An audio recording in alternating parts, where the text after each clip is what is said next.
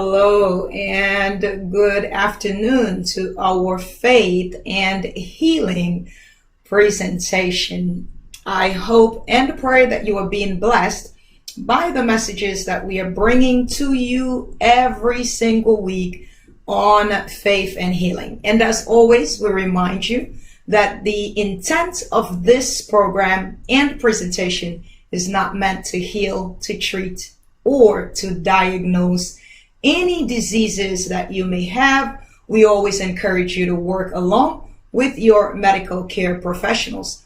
I also remind you that I am not a medical care professional at all. I simply take the great inspirations and ideas that God gives to me, and I help to bring them to you to assist you in living a healthier and more balanced life. The book of 3 John chapter 2 reminds us always that God wishes above all things that we would prosper and be in the very best of health, but even as our soul prospers. So we promote a holistic approach to health and pray that that is what you will experience in your life, in your mind, in your body, and in your spirit. When those three areas are in check, then everything works out just well. And that is what God desires for us, a holistic approach to our health and lifestyle and living. Today, we are going directly into our presentation, and we are looking at diabetes. Now, diabetes is considered to be a debilitating illness, sadly and unfortunately. And by that, it means that if not tended to, if not taken care of, it unquestionably can lead to other aspects of the body becoming damaged. So, for instance, we are aware that those who suffer from diabetes will likely experience illnesses like heart disease and also kidney disease. Well, that is problematic because, of course, the heart is a major organ, and that is one organ that we certainly do not want to be malfunctioning. Now, there are many heart disease that are unrelated to diabetes, and we always share with you that symptoms tend to mimic other illnesses. So you always want to be sure that you're not just taking the symptoms that are presented and diagnosing yourself, but rather you want to do the right kind of testings so that you are fully aware whether or not diabetes is an issue. There are two types of diabetes. You have type 1 and type 2 diabetes. And type 2 diabetes is usually the diabetes type that affects most people. Now, you have people who are borderline diabetics, which means they do not fully have the disease, but there are indications that they could go over that line. Diabetes is not only related to dietary lifestyle, it is also related to genetics. So that is something to also look at. If you have a family history of diabetes, then that forces you to want to make even greater adjustments in your diet and in the way that you live life. You want to pay attention also to certain symptoms, one of which is most commonly reported for diabetics is frequent urination or rapid weight loss. Now, bear in mind, again, these are these are symptoms that could be related to other illnesses. So once again, making sure that you are being tested is very important. Some people may experience rashes in certain parts of the body. Some people may experience a high level of redness and itching in certain parts of the body. Those are symptoms and signs that are related to diabetes. Some people may experience things like lightheadedness. Some people may experience things like fainting spells, depending on the imbalances of whether the sugar is too high or in certain cases too low. Today, our primary focus is on the type 2 diabetes, which medically has been known where there is an inability of the body to be able to produce its own insulin, and as a result, you find that the glucose distribution within the blood is not working to its optimal levels and balance to be able to fuel the blood with what is needed for its appropriate function. And because of the high levels of sugar that is now being deposited into the system, that is causing a range of other issues, illnesses, and symptoms that is affecting many individuals. In cases where diabetes is very advanced, you will find that the patient may have blackening areas in the feet, which is an indication that circulation is not working at its optimal. One of the key things that we want to always remember as it relates to diabetic health, circulation is a major issue. It's all about blood flow. And if patients can at least get a 20 to 30 minute workout on a regular basis, if possible on a daily basis, they will definitely see major improvement in their diabetic symptoms. So if you are inactive and you are diabetic, that is not good for your diabetic health. You want to be able, if you're not into lifting weights, squatting, and doing all this other fancy workout that people do, you can always take a walk around your block, a walk around your neighborhood. Now, that is if you are able to walk. Many diabetics are amputees and unfortunately are confined to wheelchairs or confined to beds at home or in hospitals. Now, if it is at all possible and you're able to get a bit of movement of just where you are, if you are not incapacitated at all, and even though you're an amputee, but you have the ability to lift your hands, to move your hands, your feet back and forth, you stretch. If you're able to do some stretches, you want to just get some circulation going in the body, in, out, up, down, and just do that in, out, up, down. You want to do that for probably about 15-20 minutes. What you're really trying to do is to just get circulation going in your body. If you're in a wheelchair and you're working with just that one leg because you're potentially or possibly an amputee, you just want to move that back and forth as much as you can. And what you're really trying to do is to just get some circulation going in the body. You can move your head back and forth, up and down. It's you trying to get circulation. Move your hands in and out, up and down, out and across. So if you're a diabetic and you're in any way incapable of making any outside movement, try to use the location where you are and just do some things you want to definitely work blood flow.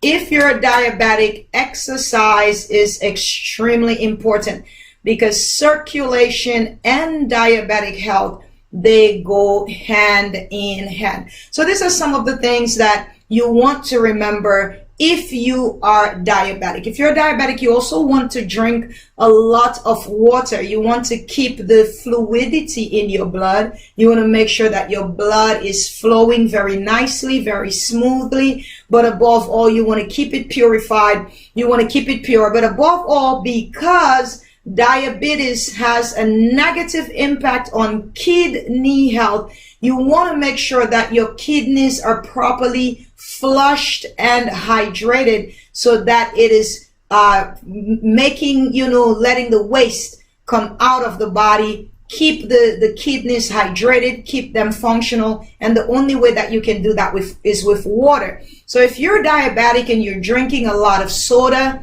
you're drinking alcohol, you're drinking a lot of coffee, those things are not helping your diabetic health. On the contrary, you are literally aiding in your own demise. You are contributing to your health becoming worse and worse. So if you're diabetic, alcohol, things like coffee, those things, sodas, in your kidneys, not good at all. If you want to see your diabetic health change and increase, there are some habits that you're going to have to drop so you can see great results. And one of them is getting rid of coffee. One of them is getting rid of alcohol and sodas, which is filled with sugar and other unhealthy chemicals that is not aiding in a body that is already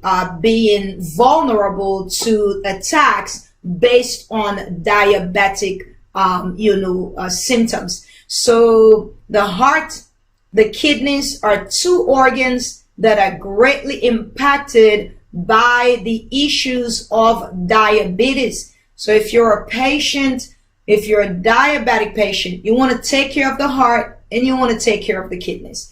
If you're not doing that, you're going to definitely, ultimately, and in the long run, find yourself with even further issues than you have potentially experienced. So you want to pay attention to symptoms. If you find that if you are not diabetic, if you've not been diagnosed with the illness, but you are noticing some symptoms in recent times, like frequent urination, rapid weight loss, you just see that your body is changing in weight. Now, once again, those symptoms, they do relate to other illnesses.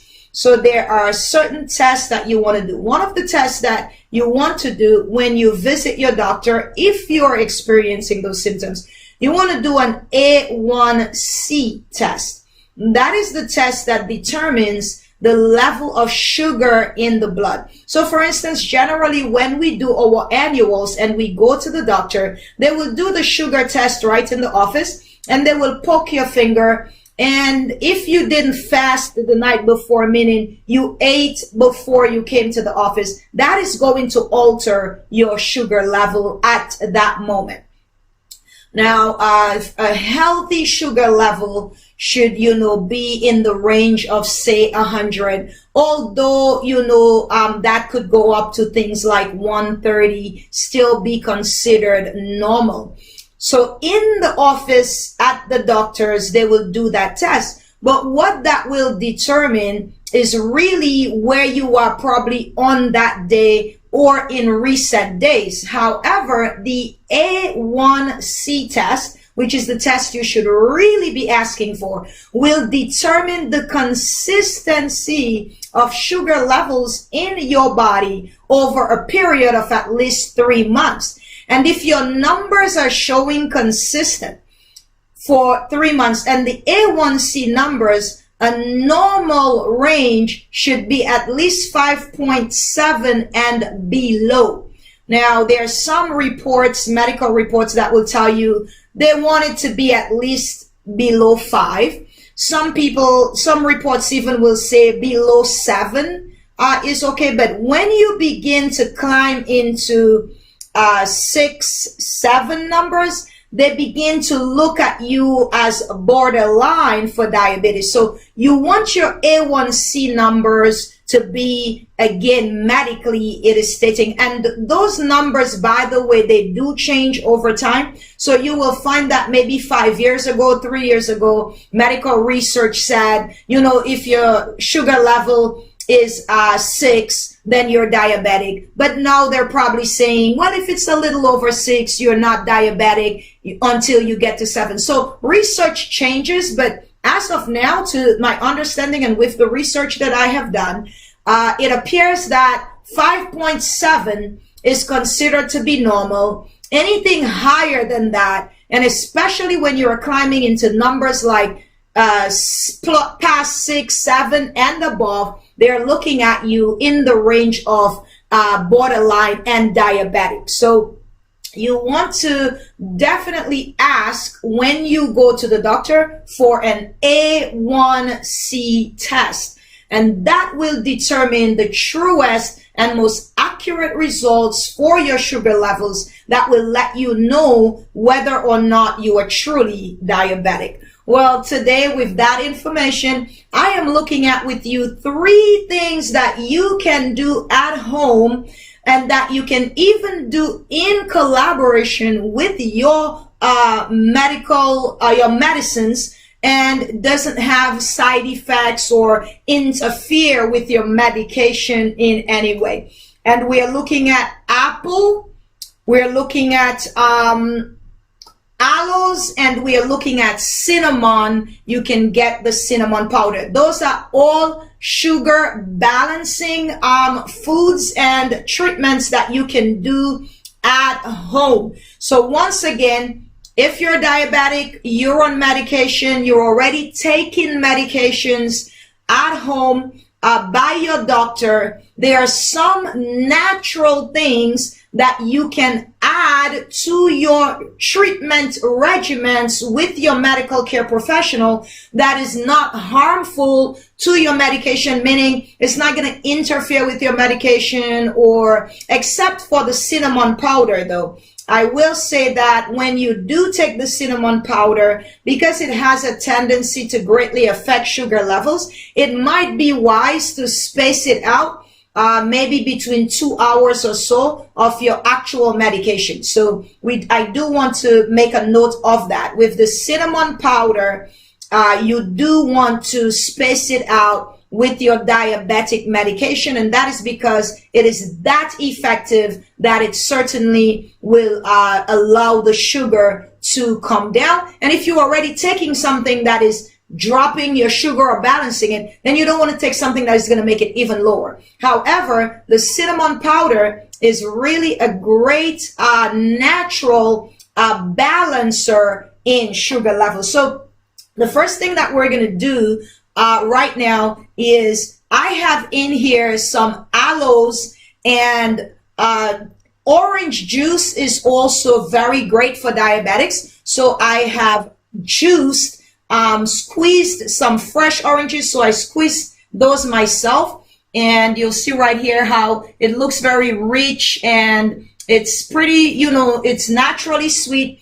So this is great for diabetics. Orange juice is okay if it is fresh and it's not coupled with all this added unnatural sugar. So again, this is a fresh glass of orange juice, and I'm going to pour some of this into some aloes that I have on the bottom of my blender. I'm going to save some of this for another recipe, and I'm going to put this right here. And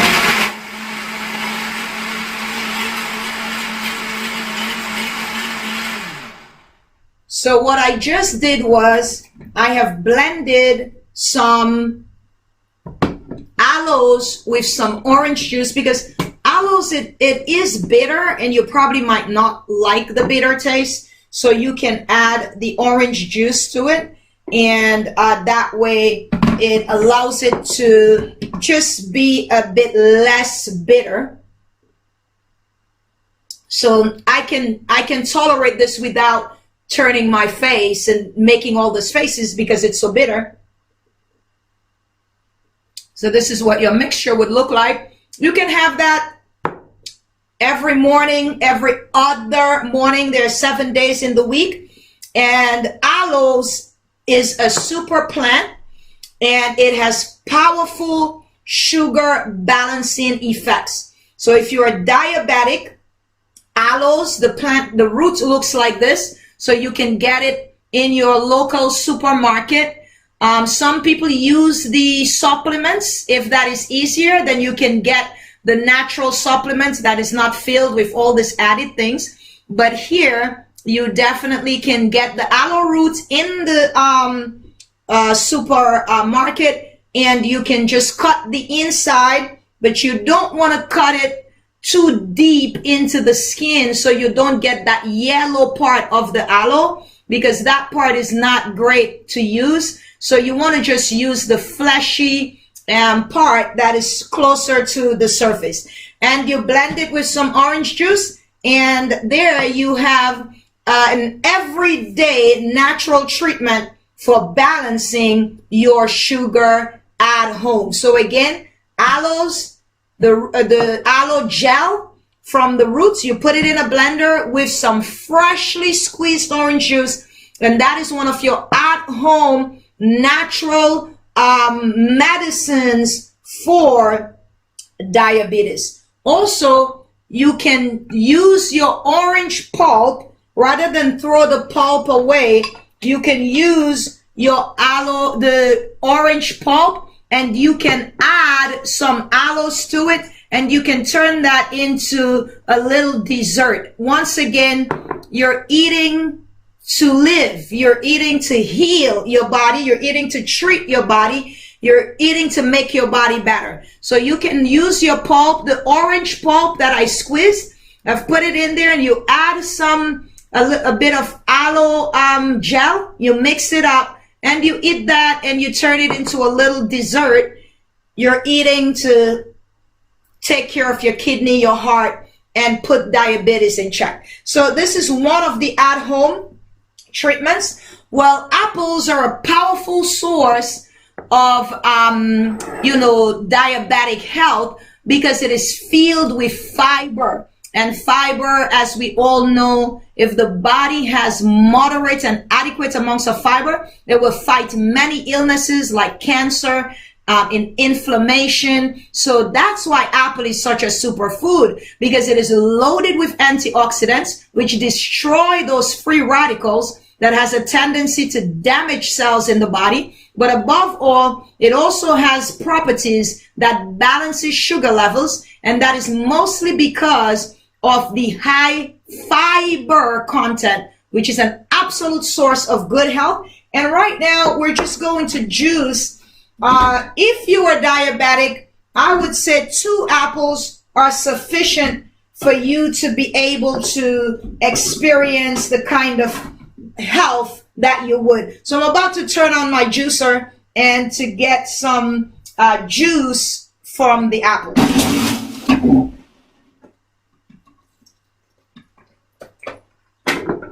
Okay, so we're going to make sure that our apple is not stuck here.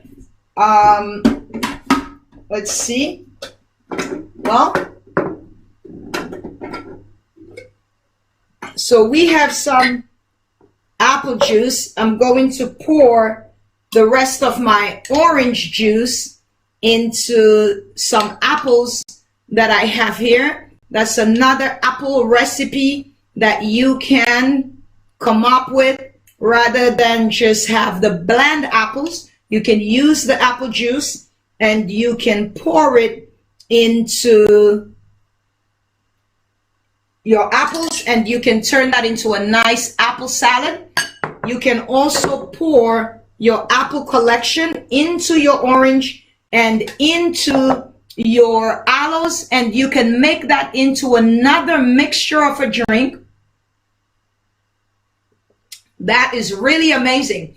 So the apple juice from the juicer, you can mix it with the aloe and the orange, and you have a super drink. So that way, rather than doing 2 and 3 different things, you can have those 2 options, those 3 options: the aloes, the apple, and the oranges. You can turn into one drink, and you can have that. This is really awesome. Then you can use your fresh squeezed orange, pour it over a bowl of apples and make that into an apple salad. And there you would have actually had an aloe treatment, the apple treatment, and now we going to do the cinnamon. Here we will pour some water into a bowl, and we will use about 1/4 teaspoon of cinnamon powder, and we mix this. So you could do that with just regular water, or you can do that with some apple juice. Some people add a little honey, and you turn that into a cinnamon powder drink. You can also put your cinnamon powder on your apples. Okay, I'm adding some of the cinnamon juice here, and that could also turn into a nice salad. This way you're not doing several different things. You're merging all of yours. So we have some cinnamon powder, about 1/4 teaspoon, and that could be added to your salad. So just those 3 things. And for your water on a daily basis, you can simply just use, I have some aloes in here, and you basically just take your aloes, you cut it out, you put it in a cup, and you put water in there, and you let it sit for about an hour until the properties are released, and you drink that on a daily basis. You will find that there is major change in your diabetic health. Again, 3 things that you can do at home to be able to bring you success in your diabetic health.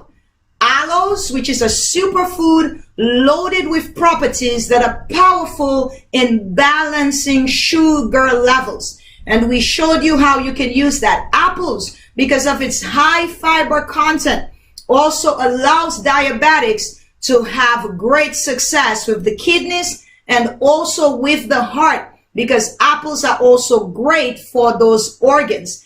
Orange juice, freshly squeezed, not the ones with all the added things that are not healthy. And of course, water. You cannot go wrong with water. Rather than drink all this juice, if you're diabetic, you want to keep the system pure and clean. Well, once again, we want to always remind you that physical health is excellent, but spiritual health is equally important. And God doesn't merely want us to prosper in our physical lives and leave our spiritual lives unchecked. He wishes above all things that we would prosper and be in the very best of health, but never at the expense of our soul salvation. Well, I hope and I pray that through this diabetic knowledge, cinnamon, apples, orange, aloes, these superfoods that are very simple yet powerful, all can be home at minimal cost, and you can add them to your treatments. Remember, if you are doing cinnamon, space out at least 2 hours before a cinnamon treatment and your medications, because it is that powerful, and you do not want to have a double effect of your sugar dropping. We want to wish you the best, and until next time on Faith and Healing, you take very good care of your diabetic health, and may God continue to bless you.